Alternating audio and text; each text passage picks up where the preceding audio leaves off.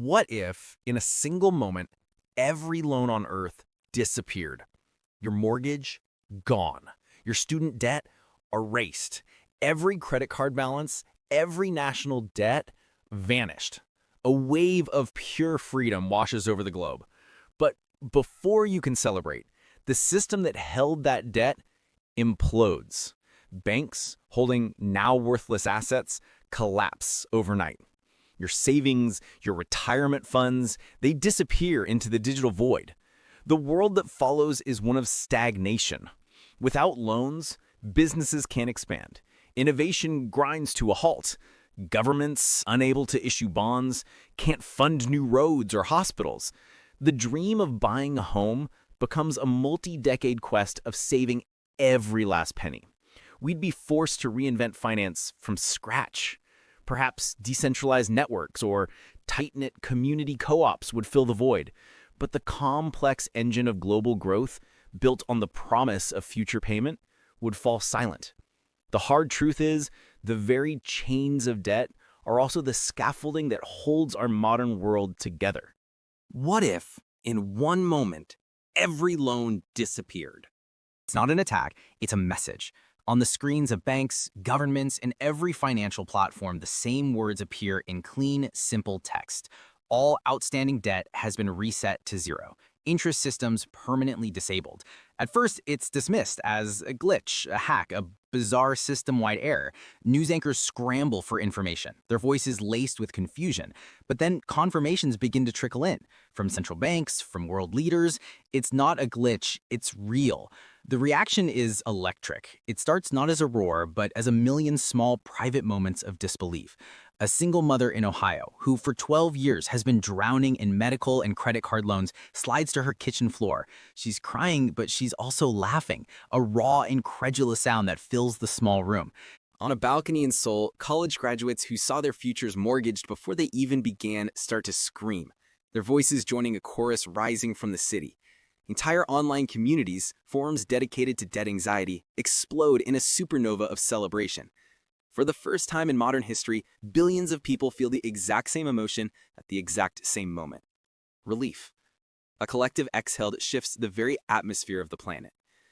But inside the glass towers of the world's financial centers, that relief feels like a countdown to disaster. Executives, pulled from their beds by frantic calls, rush into a sterile emergency boardrooms. Analysts stare at screens that are no longer just red, but blank. The capital that powered their world, the trillions of dollars built on lending and leverage, has simply dissolved. The numbers are gone. And through the hushed panic, one question spreads like smoke. How do we run a bank without debt? Because a bank doesn't just store your money like a box under a bed. It uses it. It multiplies it through lending. It builds empires on the promise of repayment. Debt isn't some side feature of the financial world. Debt is the financial world. $337 trillion of it. A figure so vast it had become an abstraction. And today, that abstraction has vanished. Outside, the first impromptu street parties are beginning. Music is playing. Strangers are embracing. They're celebrating the end of a burden they thought they would carry for life. But they don't understand. That burden was also the foundation. It was the invisible architecture holding everything up. The system of credit that moved food from farms to shelves. The loans that built homes and hospitals, the bonds that funded nations. Inside the trembling institutions, they know the truth. The legal system is about to face a tidal wave of chaos, with every contract now null and void. Global trade, financed by credit that no longer exists, is grinding to a halt on the high seas. The very concept of money is becoming untethered from reality. The world has been given a clean slate. But a clean slate is also a void. And as the sun begins to rise on the first day of year zero, everyone, from the penthouse to the pavement, is about to find out what rushes in to fill it. 3 days later, the world hits a wall. Banks announce they cannot issue new loans. It's not a choice, not a protest. Their entire system, built on interest, risk models, and repayment schedules, has simply ceased to function. Without the math of debt, lending becomes an act of charity, and banks are not charities. The first dominoes to fall are the businesses running on credit. The restaurant on your corner can't restock its kitchen. The tech startup downtown can't make payroll. Suddenly, the entire engine of commerce sputters and dies. All across the skyline, construction sites freeze. Thousands of half-finished buildings stand like silent, concrete skeletons. They're not just stalled projects, they're monuments to a world stuck between what it was and whatever is coming next. These sites begin to bleed into the environment, with abandoned materials leaching chemicals into the soil and cleared land washing away into rivers with the first heavy rain. Then comes the housing market. Without mortgages, the ability to buy a home vanishes for almost everyone. Demand evaporates overnight. Prices don't just dip, they fall catastrophically. People who thought they'd been freed from debt now watch the value of their homes, often their only major asset, get cut in half, then even more. This isn't just a line on a graph. It's families losing their life savings, facing foreclosure, and joining a growing wave of housing insecurity that strains every social service to its breaking point. Governments panic. They fund public life by issuing bonds, which are essentially loans. But with banks out of the lending game, the bond market is crippled. There's no money for hospitals, for schools, for roads, for the power grid. Some nations try printing money, a desperate act that triggers devastating inflation shocks, making a loaf of bread priceless. Others enforce rationing, a grim throwback to wartime. The global supply chain, which relies on a constant flow of credit to move goods across oceans, seizes up. The world that was once interconnected is now a collection of isolated islands. And yet, amidst all this chaos, something strange emerges. It starts small. In a suburb, neighbors create a spreadsheet to track shared tools and childcare hours. In a city, a bakery that can no longer get flour from its national supplier makes a deal with a local farm, paying them with bread and a new form of currency. Paper tokens stamped by a community council, valid only within a 10-block radius. This isn't unprecedented. During the Great Depression in the Austrian town of Worgel, a similar local currency helped the town thrive while the nation around it crumbled.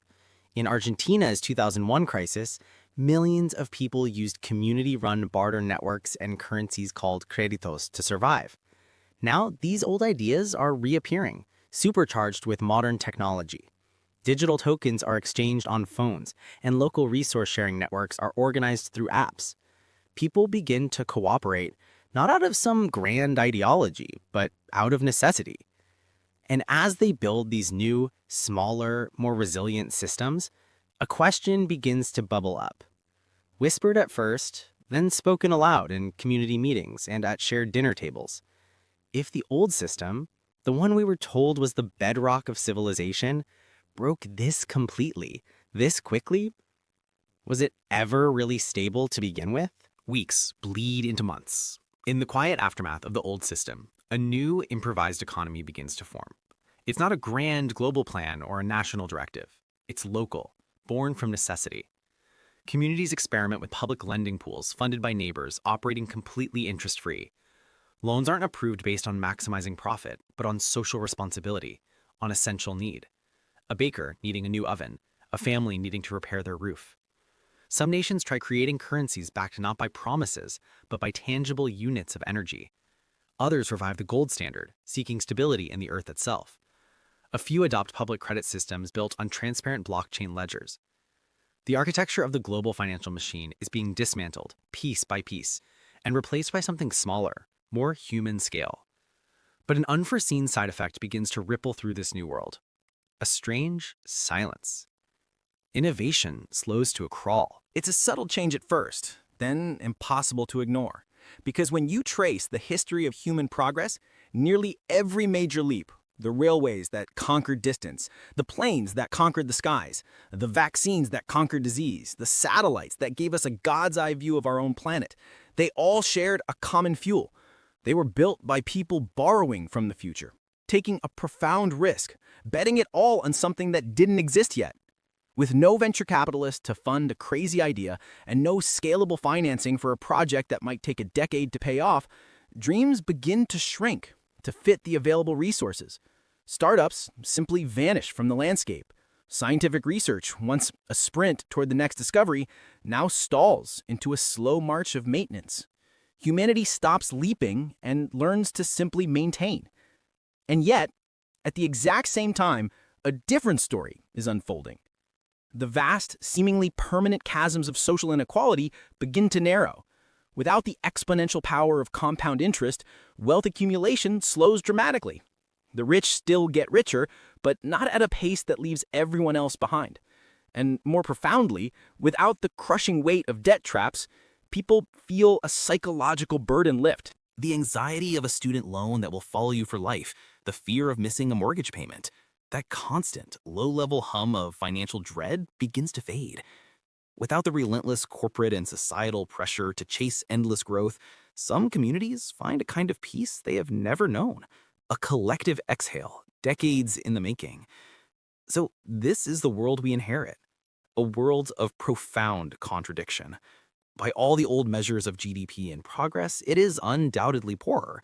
The spark of relentless invention has been dampened, but it is also, strangely, calmer, more connected. The frantic race has ended.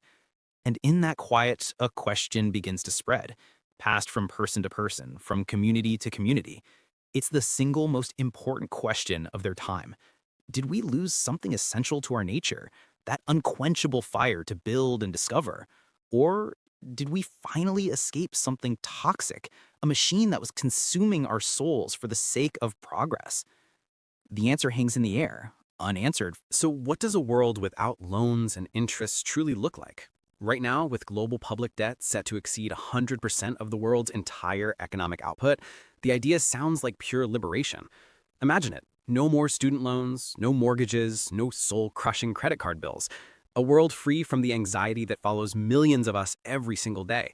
But that initial relief would quickly give way to a chilling reality: economic paralysis. How would you buy a home? How would a city build a new hospital? How would an entrepreneur launch an idea? The primary tool we've used to fund progress, to pull the future into the present, would be gone. The engine would seize. And from that paralysis, a slow, messy rebirth would have to begin. We'd be forced to invent new systems. Maybe large projects are funded through public-private partnerships or massive crowdfunding campaigns. Maybe digital currencies allow for direct, community-based investment, cutting out the middleman entirely. Our entire culture of consumption would change.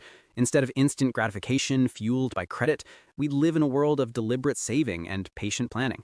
We would have to learn to walk again, carefully, collectively, and much more slowly.